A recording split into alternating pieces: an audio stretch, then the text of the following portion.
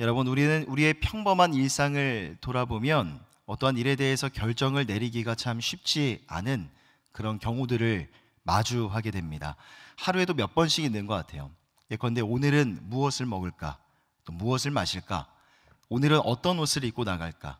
주말에 누구를 만나고 어떻게 이 쉼의 시간을 보내야 될 것인지 등등의 생각을 한다는 것 자체가 이 뭔가를 결정하고 선택한다는 게 참 쉬운 일이 아니구나라는 것을 가르쳐주고 있습니다. 오늘 함께 나누고 싶은 주제가 바로 이 결정이라는 내용인데요. 이 결정의 정의는 이렇습니다.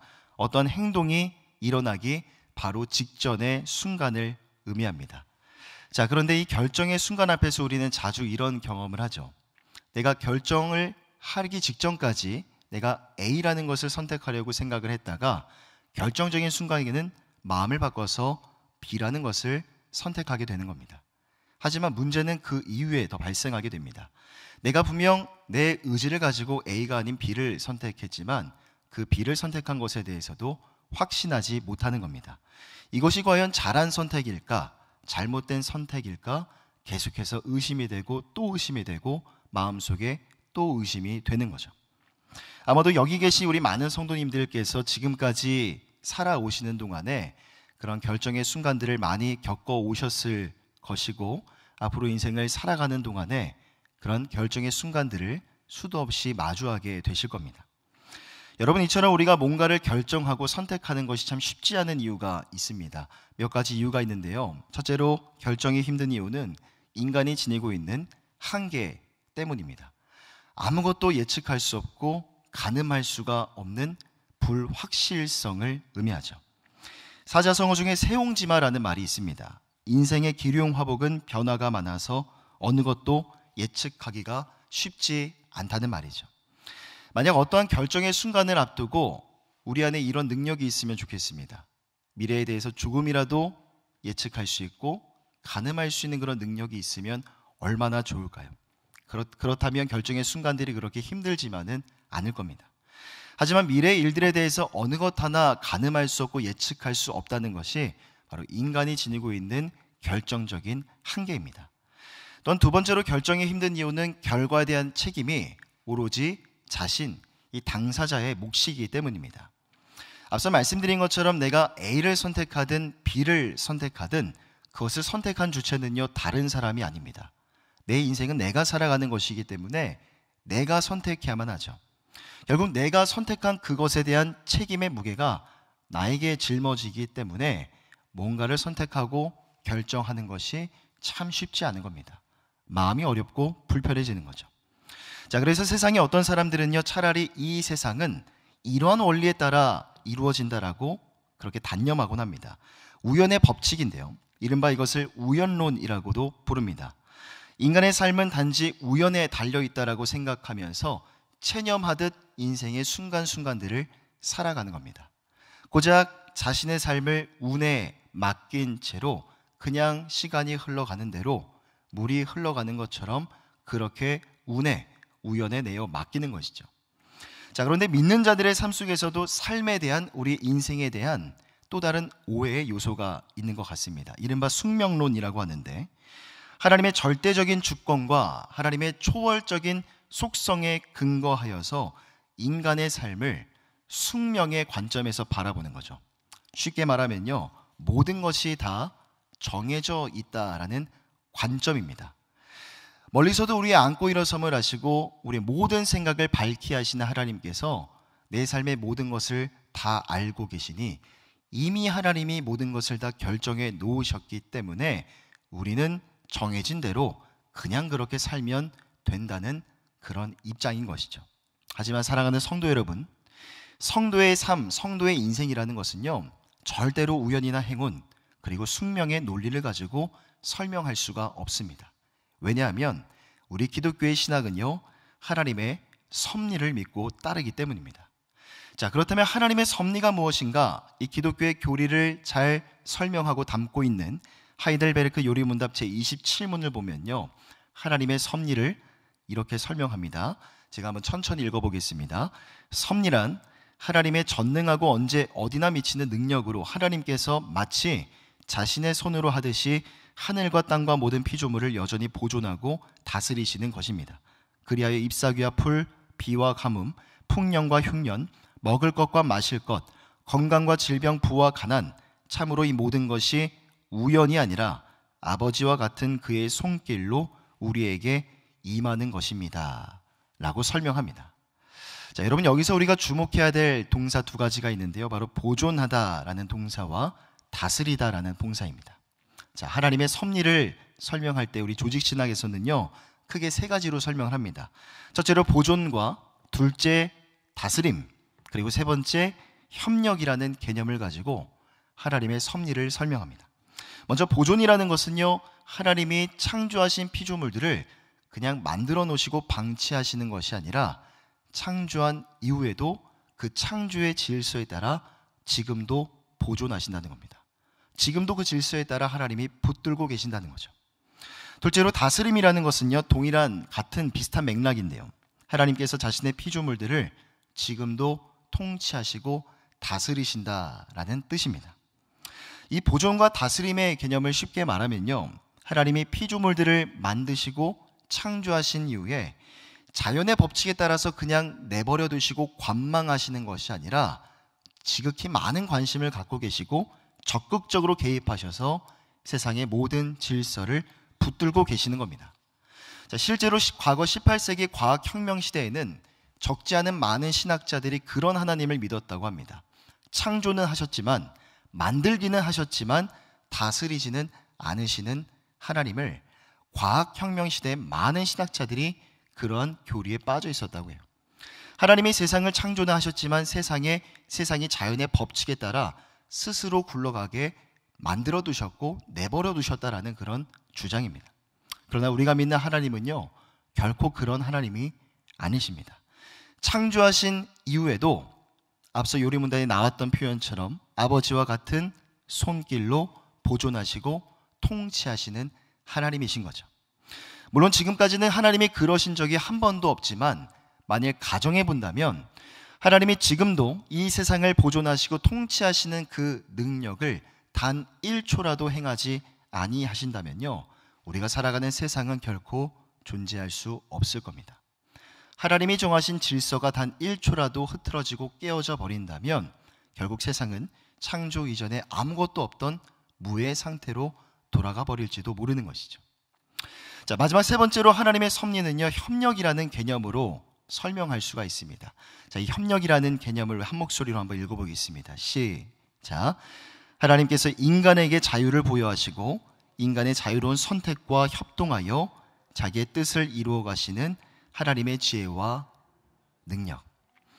여러분, 저는 앞서 우리 인생을 바라보는, 삶을 바라보는 잘못된 견해 중에 하나로 이 숙명론을 말씀드린 바가 있는데, 이 성도의 삶을 결코 숙명의 논리를 가지고 설명할 수가 없는 이유가 바로 여기에 담겨져 있습니다. 왜냐하면 하나님께서 우리에게 자유의지를 주셨기 때문이죠. 이 자유의지라는 것은요, 스스로 결정하고 판단하고 선택할 수 있는 능력을 의미합니다. 만약 하나님께서 우리를 대하실 때 수준이 굉장히 낮은 어떤 로봇이나 기계처럼 우리를 대하셨다면 이 숙명이라는 논리를 가지고 충분히 우리의 삶을 설명할 수가 있을 겁니다. 이미 모든 것이 다 정해져 있다면 우리는 정해진 대로 단순하게 기계처럼 그냥 살아가면 되기 때문입니다.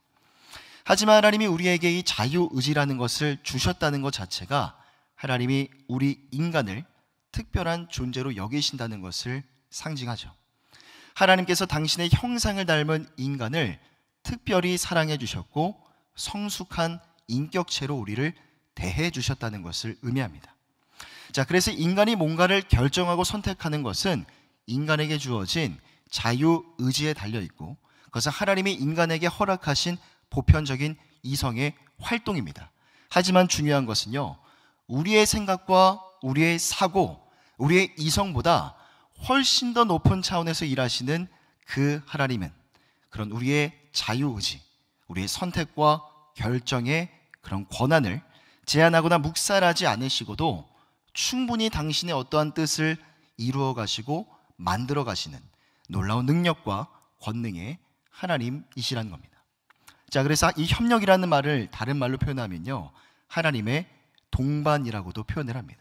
하나님이 우리의 선택과 우리의 결정과 함께 동행하시고 함께 동반자가 되어주신다는 겁니다. 자, 이러한 배경에서 오늘 사무엘상 27장에 나오는 이 한 가지 사건을 살펴보면요, 다윗의 인생 가운데 있었던 한 가지 결정의 순간이 소개가 됩니다. 자, 당시 배경은 다윗이 사울을 피해서 도망을 다니던 도피 생활 때였습니다. 자, 본문의 1절을 보면요, 다윗이 그 마음에 생각하기를 내가 후일에는 사울의 손에 붙잡히리니 블레셋 사람들의 땅으로 피하여 들어가는 것이 좋으리로다. 사울이 이스라엘 온 영토 내에서 다시 나를 찾다가 단념하리니 내가 그의 손에서 벗어나리라 하고 라고 말씀합니다. 자, 다윗의 지나온 그런 삶의 여정들을 돌아보면요, 이제 세어봤습니다. 사울이 다윗을 죽이려고 했던, 직접적으로 시도했던 그 횟수가 몇 번인가? 무려 6번이나 있더라고요. 자, 여러분, 이것이 바로 다윗이 블레셋 땅으로 도망을 가고 망명하게 되는 배경인데요, 오늘 본문의 내용은 다윗이 도피 생활을 시작한 지 8년째가 되는 해였습니다. 자, 그럼 여러분 한번 생각해 보시기를 바랍니다. 사람이 만일 1년, 2년도 아니고 무려 10년 가까운 시간 동안 누군가에게 살해 위협을 받고 있다면요, 여러분, 그 사람의 삶은요, 살고는 있어도 결국 사는 것이 아니었을 겁니다. 10년이 가까운, 8년 가까운 시간 동안 다윗이 사울을 피해 도망을 다니면서 그의 심리가, 그의 마음이 얼마나 위축되고 상했겠습니까? 결국 그렇게 불안했던 다윗의 심리적인 상태가 블레셋 땅으로 망명을 결정하게 되는 결정적인 계기가 되었을 거라는 겁니다. 자, 그런데 또 다른 결정의 배경을 우리가 추측해 볼 수 있습니다. 2절을 보면요, 다윗이 일어나 함께 있는 사람 600명과 더불어, 당시 다윗과 함께 있던 자들의 숫자가 600명 정도였다고 하죠.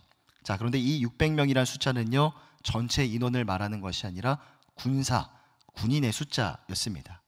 당연히 군인 가족들도 있었기 때문에 군사 600명과 이들에 딸린 식구들까지 계산해 보면 좋게 약 2,500에서 3,000명 정도 되는 사람들이 다윗과 함께 생활하고 이동했던 거죠. 다윗은 당연히 지도자였기 때문에 이들의 생존과 안전을 위한 대책을 강구해야만 했습니다. 그래서 블레셋 땅으로 망명했을 거라는 겁니다. 뿐만 아니라 혹자는 다윗이 블레셋 땅으로 망명하게 된 배경을 정치적 측면에서 해석하기도 합니다. 자, 미국의 성경신학자인 월터 브루그만이라는 사람은 다윗의 블레셋 망명 사건을 두고 이렇게 해석합니다. 이스라엘의 정치적 미래를 위해서 다윗이 위험을 무릅쓰고 독창적인 기지를 발휘한 것이다 라고 해석하기도 하죠. 쉽게 말하면 다윗이 다른 사람이 보지 못했던 큰 그림을 보았고 그것을 위해서 블레셋 땅으로 망명했다는 겁니다. 사울이 서서히 망가져가는 모습을 바라보면서 다윗이 직감했다는 거죠. 이제 내 순서, 내 차례가 오는구나 라는 것을 체감한 다윗이 어차피 극복하고 한 번은 마주쳐야 될 블레셋이라면 그들에 대해서 제대로 아는 것이 중요하다고 판단했을 거라는 겁니다. 즉, 다윗이 블레셋이라는 호랑이를 잡기 위해서 호랑이 굴로 직접 들어갔다는 거죠. 자, 어찌되었든 결국 그렇게 6절과 7절을 보면 다윗은 블레셋 땅 안에 있는 시글락이라는 지역에 체류하게 되었고 1년 4개월 동안 그 땅에 머물게 되었습니다. 자, 결국 그런 다윗의 결정으로 어쨌든 문제는 해결이 되었을 것으로 생각이 됩니다. 그와 함께했던 사람들의 안전이 확보가 되었고 식량 문제를 해결했을지 모르죠. 다윗 또한 그동안 도망 다니느라 참 많이 힘들고 고달팠을 텐데 잠깐이나마 블레셋 땅으로 피신을 해서 숨을 돌릴 수가 있었을 겁니다. 여러분, 그러나 여기 나오는 다윗의 결정은요, 근본적으로 보면 하나님 앞에는 불신앙적인 행동이었습니다.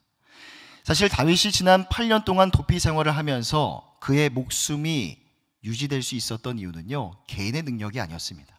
이것은 전적인 하나님의 도우심이었고 하나님의 인도하심이자 하나님의 지켜주심 때문이었죠.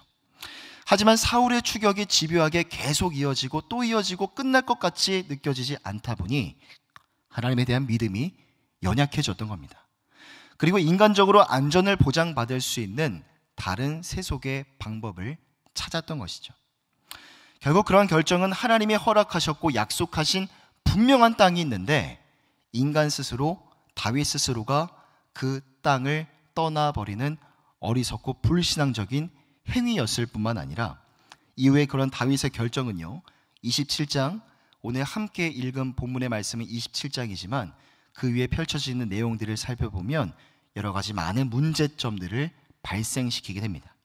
자, 먼저 8절부터 12절까지의 단락을 보면요, 다윗이 블레셋 땅에서 사는데 어떻게 사는가? 용병 노릇을 하면서 연명하게 됩니다.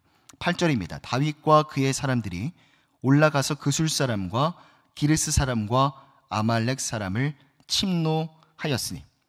자, 다윗은 시글락에서 자신의 군대를 이끌고 그술과 기르스와 아말렉, 즉 하나님을 믿지 않는 변방의 민족들을 약탈하면서 살아갔던 것처럼 보입니다. 자, 그런데 10절에서 아기스가 다윗에게 질문을 합니다. 너희가 오늘은 누구를 침노하였느냐? 라고 물었을 때 다윗이 어떻게 반응했습니까? 거짓말로 반응을 하죠. 마치 그가 이방 민족을 친 것이 아니라 유다를 침공했고 그들을 쳤고 노략한 것처럼 아기스에게 거짓말을 보고했던 겁니다. 자, 그러면 다윗이 왜 이런 거짓을 꾸몄을까? 가드왕 아기스의 신망을 얻기 위함이었습니다. 이스라엘과 블레셋은요, 전통적으로 적대적인 관계 가운데 있었습니다. 지금 자신이 블레셋 땅에 망명해 와 있으니 거짓말을 통해서 왕의 신임을 얻기 위함이었던 것이죠. 때마침 물론 약탈의 대상이 되었던 그술과 기르스, 아말렉도 하나님을 믿지 않는 민족들이었기 때문에 그들을 약탈할 충분한 명분도 있었습니다. 하지만 어찌되었든 그러한 다윗의 거짓말은 어떠한 이유로도 결코 정당화될 수는 없었습니다. 결국 우리가 여기서 얻을 수 있는 교훈은 이것이죠. 잘못된 시작은 결국 또 다른 잘못을 유발시킨다라는 것. 우리는 다윗의 모습을 통해 그 죄악의 진리를 다시 한번 목도하게 됩니다. 자, 그리고 또 한 가지 야기된 문제는요, 다윗의 망명 결정으로 동족 이스라엘과 적대적인 관계에 놓이게 되었다는 겁니다. 자, 다윗은 분명 이스라엘 출신 사람이지만 지금 블레셋 땅에 망명해 있죠. 그렇기 때문에 이스라엘과의 전쟁에 그 또한 자신도 참전해야만 하는 그런 상황에 놓이게 된 겁니다. 자, 사무엘상 28장 1절을 보면요, 그때 블레셋 사람들이 이스라엘과 싸우려고 군대를 모집한지라 아기스가 다윗에게 명령합니다. 너는 밝히 알라. 너와 내 사람들이 나와 함께 나가서 군대에 참가할 것이니라. 자신은 이스라엘 사람인데 이스라엘과의 싸움에 참여해야 된다라는, 그렇게 될지도 모른다라는 그 말 앞에 그 마음이 얼마나 복잡했을까요? 얼마나 곤란하고 그 심정이 난처했을까? 자, 그런데 여기서 우리가 주목해야 될 것은요, 바로 이것입니다. 이처럼 다윗의 섣부른 판단과 결정 때문에 블레셋 땅으로 망명하게 되었고, 그 결정 이후에도 여러 가지 많은 문제들이 지금 야기되고 있는데, 그 문제 속에서도 하나님의 놀라운 섭리가 다윗과 함께 하셨다는 겁니다. 자, 조금 뒤에 나오는 사무엘상 29장을 조금 더 지나서 살펴보면요, 마침내 블레셋과 이스라엘 사이에 전투가 시작이 됩니다. 다윗은 아벡이라는 지역에 있었던 블레셋 5 왕들과의 작전 회의에 아기스와 함께 참석하게 되는데요, 여기서 문제가 발생합니다. 자, 사무엘상 29장 3절과 4절입니다. 블레셋 사람들의 방백들이 이르되 이 히브리 사람들이 무엇을 하려느냐 하니 아기스가 블레셋 사람들의 방백들에게 이르되 이는 이스라엘 왕 사울의 신하 다윗이 아니냐. 그가 나와 함께 있은 지 여러 날 여러 해로다. 그가 망명하여 온 날부터 오늘까지 내가 그의 허물을 보지 못하였노라. 블레셋 사람들의 방백들이 그에게 노한지라. 블레셋 방백들이 그에게 이르되 이 사람을 돌려보내어 왕이 그에게 정하신 그 처소로 가게 하소서. 그들 우리와 함께 싸움에 내려가지 못하리니 그가 전장에서 우리의 대적이 될까 하나이다. 그가 무엇으로 그 주와 다시 화합하리까? 이 사람들의 머리로 하지 아니하겠나이까? 자, 당시 열렸던 이 블레셋의 다른 방백들과의 전략회의의 주제는요, 이런 것이었을 겁니다. 이스라엘을 무너뜨릴 수 있는 전략은 과연 무엇일까? 이런 주제를 가지고 전략회의에 들어가지 않았겠습니까? 자, 그런데 이스라엘 출신의 다윗이 작전회의에 들어오자 블레셋의 방백들이 난리가 난 거죠. 부정적인 마음과 의견을 표출하기 시작했던 겁니다. 다윗이 전쟁을 하다가 언제라도 다시 자기 동족의 편으로 돌아서면 우리의 대적이 될지도 모르기 때문에 그를 돌려보는 게 낫겠다라는 부정적인 의견을 표출했던 것이죠. 결국 다윗은 블레셋의 다른 방백들의 적극적인 반대 의견에 못 이겨 자연스럽게 전쟁에서 제외가 되어 버렸는데, 여러분, 이것이 바로 하나님의 놀라운 섭리였습니다. 다윗이 섣부르게 블레셋으로 망명하게 되면서 어쩌면 동족에게 칼을 겨눠야만 하는 그런 말도 안 되는 상황에 놓일 수도 있었지만, 하나님의 개입하심으로, 하나님의 섭리하심으로 곤란한 상황과 처지에서 다윗은 건짐을 받을 수가 있었던 것이죠.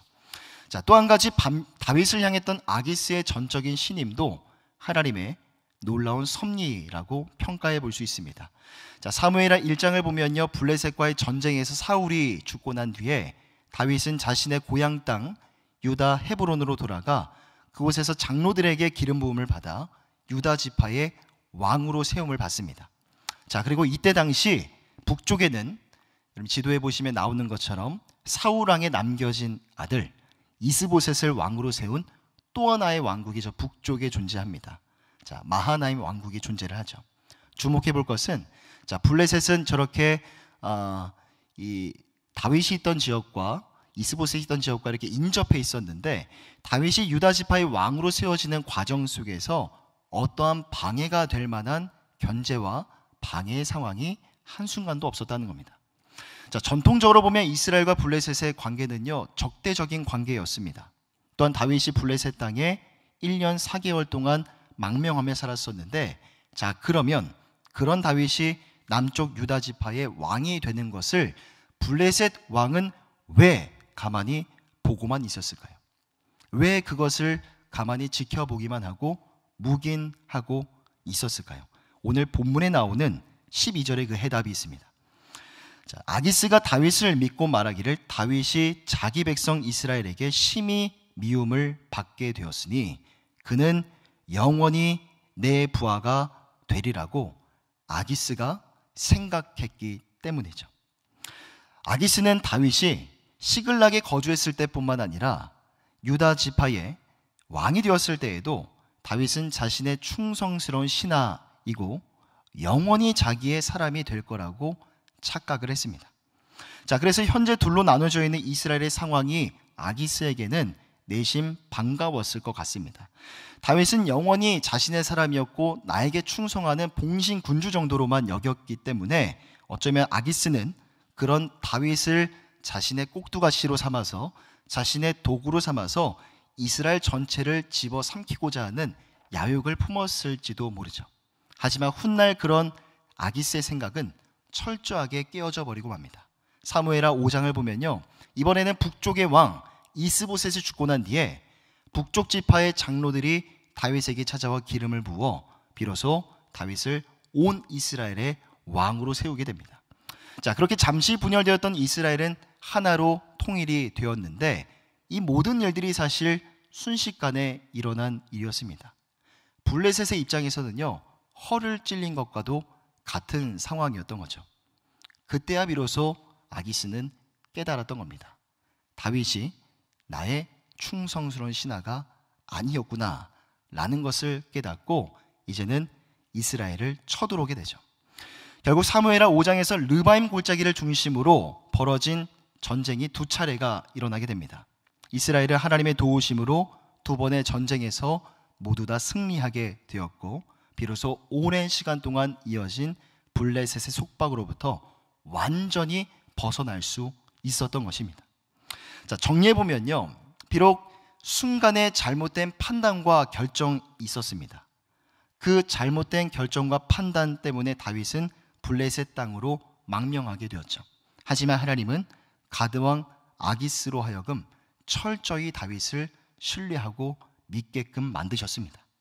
결국 그러한 과정 속에서 다윗은 어느 누구의 견제나 방해도 없이 유다 지파의 왕이 될 수 있었고, 헤브론에서 7년 6개월 동안 장차 통일 이스라엘의 왕으로 서서히 준비될 수가 있었던 겁니다.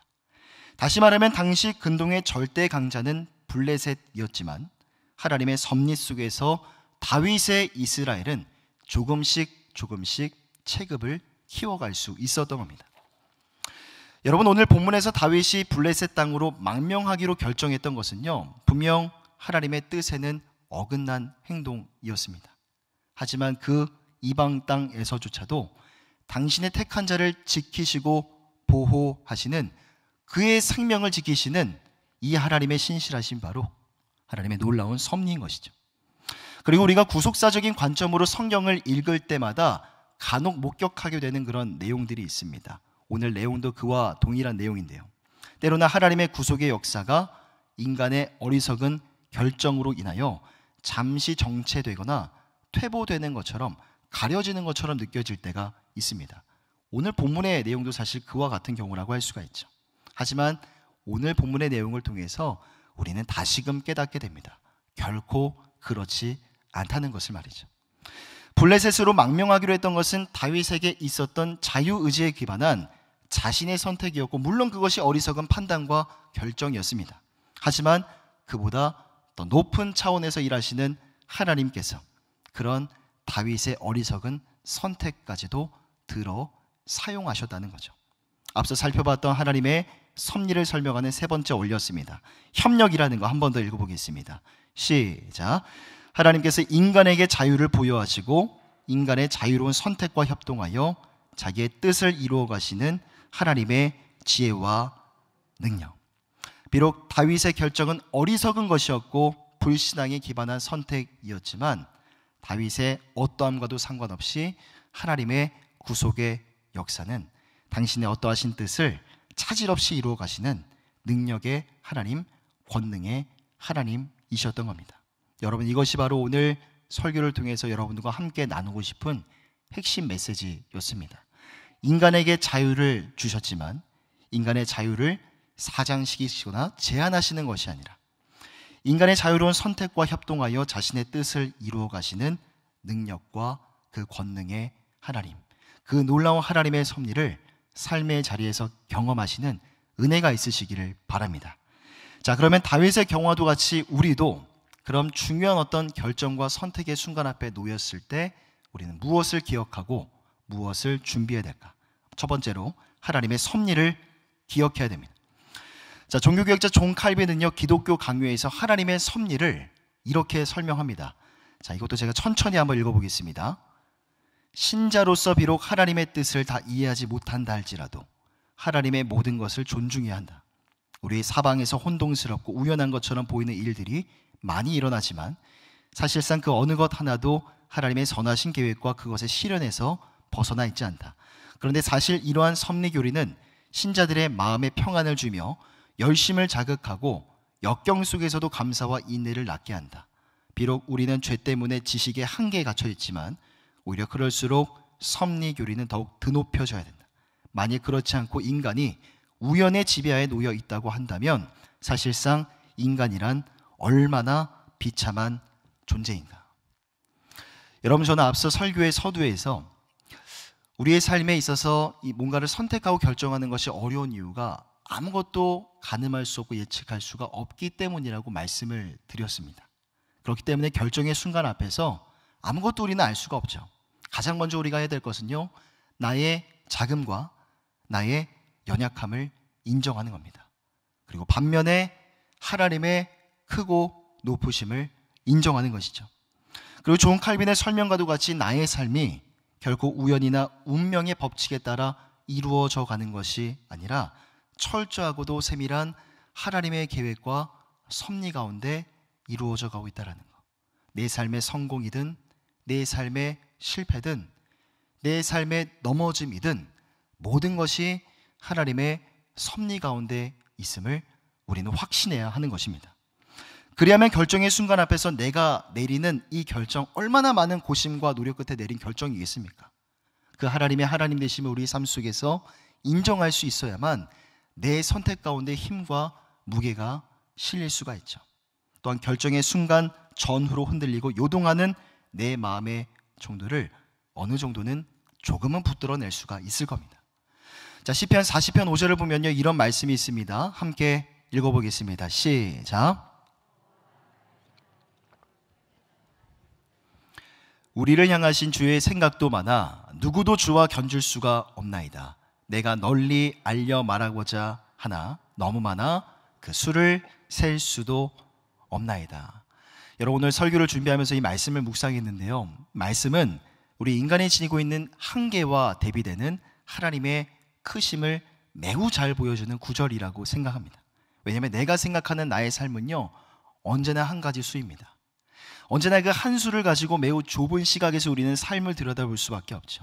하지만 우리를 향하신, 나를 향하신 주의 생각은 너무나 많아 어느 누구와 견줄 수도 없고 그 수도 셀 수가 없다고 말씀합니다. 그러므로 나의 수가 아니라 하나님의 수 안에서 생각해야 됩니다. 나의 수가 아니라 하나님의 수 안에서 상황을 바라보고 해석할 수 있어야 합니다. 나의 수가 아니라 하나님의 수 안에서 내 삶을 이해하고 바라보고자 노력하는 것, 발버둥 치는 것, 여러분, 저는 그것이 건강한 신앙인의 모습이라고 생각하고요, 또한 그러한 삶의 자세가 우리의 인생을 보다 더 풍성하게 만드는 삶의 지혜라고 저는 믿습니다. 그러기에 부디 어떠한 중요한 결정과 이 선택의 순간 앞에 마주하시게 되시면 여러분, 지나치게 걱정하지 마시고 염려하지 마시고요, 그 상황을 불편해하지도 마시고 지금도 하나님의 놀라운 섭리가 내 삶을, 우리의 가정을 향하고 있다는 것, 한 가지 수가 아니라 여러 가지 많은 수를 갖고 계신가 하나님의 놀라운 섭리가 내 삶을 향하고 있다는 사실을 반드시 기억하시기를 바랍니다.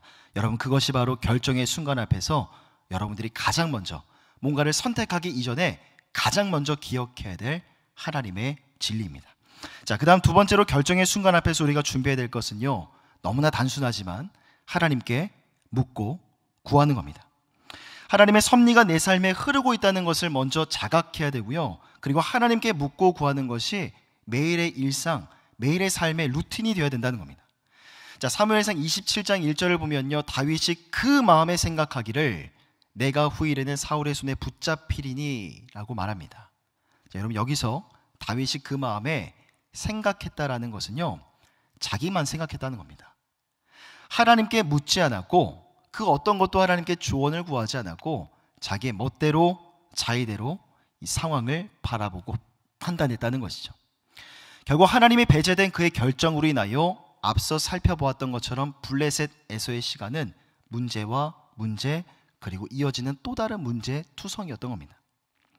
여러분, 물론 하나님의 거대한 이 섭리적인 관점에서 우리의 삶을 들여다본다면 나의 잘못된 결정과 선택의 상황 속에서도 하나님은 우리의 삶에 달려드실 겁니다.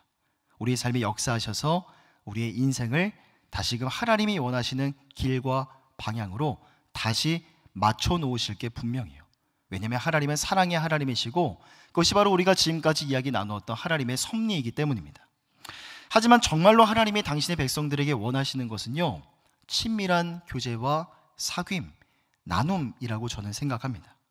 앞서 하나님의 섭리 중 하나가 협력이라고 말씀드렸는데요, 이 협력은 다른 말로 하면 하나님의 동반이라고도 불린다고 말씀드렸죠. 하나님, 우리와 동반자가 되어주길 원하시는 거예요. 물론 하나님께서는 우리의 삶이 하나님이 원하시는 길과 방향으로 나아갈 수 있도록 충분한 능력이 있으세요. 강권적으로, 강제적으로 우리의 삶을 그렇게 이끌어 가실 수 있습니다. 하지만 하나님은 그렇게 기계적이고 삭막하며 강제적인 방법으로 우리를 다루려 하지 않으십니다. 사랑과 존중의 관계 속에서, 친밀한 교제와 사귐 속에서 나의 모든 선택과 나의 모든 결정의 순간 가운데 우리 하나님은 나의 인생의 동반자가 되어주길 원하신다는 겁니다. 자, 여러분, 당시 다윗에게는요, 하나님의 뜻을 묻고 구하는 데 사용되어지는 에봇이라는 것이 있었습니다. 자, 사무엘상 23장 6절을 보면요, 아히멜렉의 아들 아비아달이 그일라 다윗에게로 도망갈 때에 손에 에봇을 가지고 내려왔더라 라고 말씀합니다. 자, 여러분, 배경을 간단하게 설명드리면요, 사울이 노베에 있는 제사장 가문을, 아히멜렉 가문을 학살했을 때 구사일생으로 그의 아들이었던 아비아달만 이 제사장의 예복인 에봇을 가지고 다윗에게로 오게 된 적이 있었습니다. 이 에봇 안쪽에 보면요, 우림과 둠밈이라는 것이 있었다고 합니다. 작은 돌인데요, 자세한 모습이 어떠한 모습인지 알 수 없습니다. 그리고 이것을 가지고 어떻게 하나님의 뜻을 구했는지도 알려진 바가 없죠. 하지만 성경을 보면 다윗도 그랬고 많은 성경의 인물들이 이 우림과 둠밈을 가지고 하나님의 뜻이 무엇인가를 파악하고 묻는 장면들을 볼 수가 있습니다. 자, 그런데 오늘 본문에서 다윗은요, 이 에봇을 찾지 않습니다. 이 에봇을 가지고 하나님께 뭔가를 묻고 구하고 조언을 얻는 그런 모습을 찾아볼 수가 없죠. 결국 하나님께 묻는 과정을 생략한 채 자기 마음에 내키는 대로, 마음의 생각대로 블레셋으로의 망명을 결정했던 것입니다. 여러분, 이와 동일하게 오늘날 우리의 삶 속에서도 하나님과의 친밀한 교제와 사귐이 없이 원활하게 이루어지지 않는다면 무엇을 결정하고 판단하는 일에 있어서 계속 실수가 생기고 문제가 생길 수밖에 없습니다. 언제나 결정의 순간 앞에서 두려워지고, 그래서 그 결정의 순간이 자꾸만 불편해지는 거죠. 결정을 해놓고도 대부분 내 삶에 확신이 없으니 늘 마음에 걱정과 염려만 남게 되는 겁니다. 또한 우리의 인생에는요, 경험치가 쌓이지 않습니까? 선택의 과정 속에서 잘못된 판단으로 내 감정을 낭비하는 일들, 내 소중한 시간들을 허비하는 일들이 반복되고 또 쌓이다 보면 결국 내 삶에 있어서 자신이 없어지는 겁니다. 삶의 의욕도 자존감도 떨어지게 되는 것이죠. 하지만 언제나 늘 하나님께 묻고 기도하며 하나님과의 친밀한 교제와 나눔을 이어가는 이 거룩한 질서가 매일의 삶 속에서 일상화되고 습관화될 수 있다면, 결정의 순간 앞에서 혹은 결정의 순간 전후로 흔들리고 요동하는 내 마음을 조금은 더 안전하게 지켜낼 수 있지 않을까, 저는 그렇게 생각합니다. 여러분, 과거 이스라엘 백성들이 우림과 둠밈을 통해서 하나님의 뜻을 구하고 물었던 것처럼 오늘날 우리 앞에는요, 여러분 앞에 있는 하나님의 말씀, 성경이 있습니다. 여러분, 부디 중요한 결정의 순간 속에서 내가 무엇을 선택하고 결정해야 될 것인가, 나의 생각, 내 안의 경험, 내 안의 소리에 주목하지 마시고 하나님의 말씀을 통해서 하나님의 생각은 무엇인가, 하나님의 뜻은 무엇인가, 하나님이 원하시는 것은 무엇인지를 더 주목하시는 은혜가 있으시기를 바랍니다. 그래서 모든 결정의 순간 속에 두려움과 떨림이 아니라 믿음과 확신을 가지고 그 순간 앞에 서시고요, 결정의 대상이 무엇인지 상관없이 재정에 관련된 것이든 자녀와 관련된 것이든 어떤 새로운 길을 결정하는 것이든 상관없이 확신과 믿음을 가지고 결정의 순간을 감당해 내시기를 바랍니다. 자, 말씀을 마무리하면서 오늘 사무엘상 27장에 나오는 다윗의 이야기를 가지고 결정이라는 이 주제를 함께 나누었습니다. 사실 이 결정하고 그 이후의 결과는 어떠해야 되는지 이런 이야기를 오늘 나눴는데요, 중요한 것은요, 세상의 모든 결정에 대해서는 그것이 잘된 것인지 잘못된 것인지는 시간이 지나봐야만 알 수가 있습니다. 그러니 결정의 순간 앞에서 아직 일어나지도 않은 미래의 일들 때문에 지나치게 두려워하지도 말고 불안해하지도 말라는 것이 여러분 세상의 가르침이죠. 하지만 성도의 삶에는요, 하나님의 섭리가 작용합니다. 다른 것 때문이 아니라, 세상을 살아가는 어떤 그런 방편들이 아니라 하나님의 섭리가 우리의 삶에 작용하기 때문에 우리는 결정의 순간 앞에 의연해질 수 있고, 결정하고 나서도 두려움이나 염려가 아니라 하나님이 내 삶에 어떻게 일하실까, 어떠한 일들을 이루어 가실까를 기대하고 소망할 수가 있는 겁니다. 마지막으로 로마서 8장 28절 말씀을요, 한 목소리로 읽어보겠습니다. 시작. 우리가 알거니와 하나님을 사랑하는 자 곧 그의 뜻대로 부르심을 입은 자들에게는 모든 것이 합력하여 선을 이루느니라. 여러분, 우리 인간들은요, 완벽한 존재가 아닙니다. 불완전한 존재이기 때문에 앞으로도 인생을 살아가면서 많은 실수를 하실 것이고, 또 죄송하지만 여러분들이 인생을 살아가시면서 결정의 순간 앞에 잘못된 선택과 판단 수도 없이 이루어 가실 겁니다. 하지만 하나님께서는요, 그런 우리의 삶의 모든 조각들을 다 거두어 드리십니다. 나의 성공과 나의 실패와 나의 모든 넘어짐의 순간이든 모든 것을 다 모아 한 곳에 모아서 모든 것이 합력하여 선을 이루어 가게 하실 사랑의 하나님, 능력의 하나님이신 줄 믿습니다. 그러기에 결정의 순간을 마주하셨을 때 부디 사랑하는 성도 여러분들, 두려워하지 마시고 믿음과 확신을 가지고 그 순간 앞에 서시기를 바랍니다. 또한 결정 이후의 결과가 어떠하든지 상관하지 마시고 그 가운데 나에게 말씀하시는 하나님의 음성이 무엇인가를 주목하시면서 그때 하나님이 주신 지혜와 깨달음들이 있다면 그것을 가지고 어제보다 더 나은 내일의 시간들, 미래의 시간들을 살아가시는 변화와 성숙의 삶을 향해 나아가시는 서울홍성의 모든 성도님들 다 되시기를 주님의 이름으로 간절히 부탁드립니다.